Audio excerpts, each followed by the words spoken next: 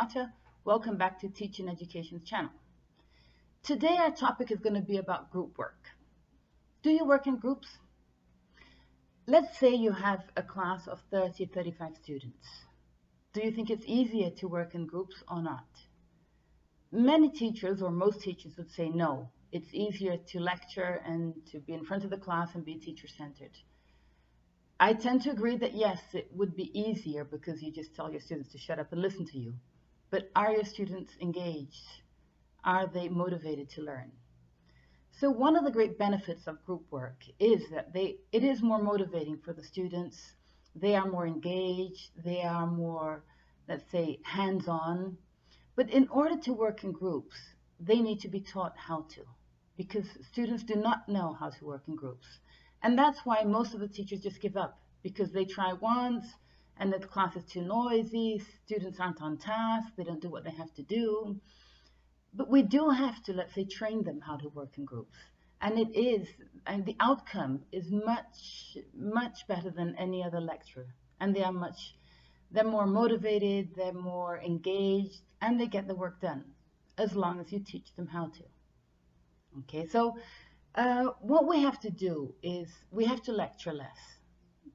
We are very teacher-centered, and we tend to think that that's the best way of teaching. But now it is not. We know that. The students aren't motivated by lectures anymore. They have all the information on the net. They don't need lectures. They need to work. They need hands-on. So how do you do it? How do we work in groups? So as I said, the first thing, we have to teach them how to. We have to show them that the skills they have to learn aren't anymore just the skills just to listen and talk. We have to develop their soft skills, which is a buzzword nowadays. So look it up and see if you know what soft skills are. So how do we work in groups? So first of all, as I said, we have to train them. We have to plan carefully ahead. It's not like just follow the books and follow the instructions. So let's say we divide your group of 30 students into 6 smaller groups. Okay, so 5 students in each group. So already thinking about that point, you only have 6 groups to monitor. And then between these students, among them, you give a role to each student.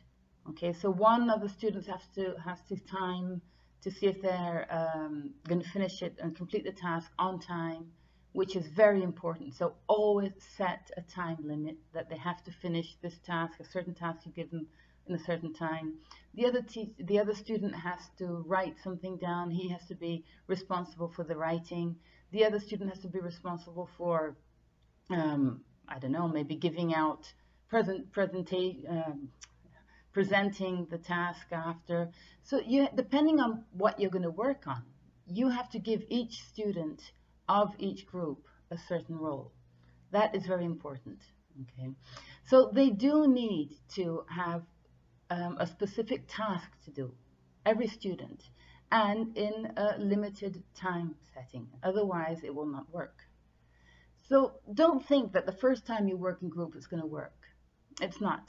It's probably going to be noisy. Students aren't going to be on task because they've never done it before. But what are the benefits? Okay, you increase student talking time immensely. You diminish your talking time, which is what we want. Students learn how to collaborate. They learn how to work in a team, which is very important. That's a skill that we have to teach them, and they don't know because they're very egoistic nowadays. And one very important thing is to, while they are working, you have to be monitoring them the whole time. Okay, walk around the class, give them hints, help them out, see where their doubts are. So planning is essential. You can't just like on the spur of the moment say, oh, I'm going to work in a group now. No, you do need planning. You do need to think how you're going to group your students. What skills are you going to use to group your students? So when can you use group work? When you want to work on surveys, on projects, when you want to increase their student talking time, if you want to do some sort of interviews, if you want to do collaborative writing. So there are so many different ways to work in groups in your class.